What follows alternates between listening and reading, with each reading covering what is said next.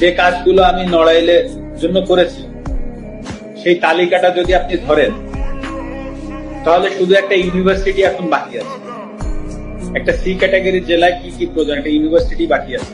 আমার বাবাকেও বলে দিয়েছি যে এটার কোনো বিচার বর্তমান সরকার বা যারাই আসুক বা যারাই থাকুক বা আসুক, হ্যাঁ, তাদের কাছে আমি এটা নিয়ে কোনো বিচার চাই। কারণ এটা আমার কাছে মনে হয়েছে যে আসলে এই বাড়িটা তো আসলে যশোর থেকে এসে বা খুলনা থেকে এসে বা ঢাকা থেকে যে কেউ ভাঙে।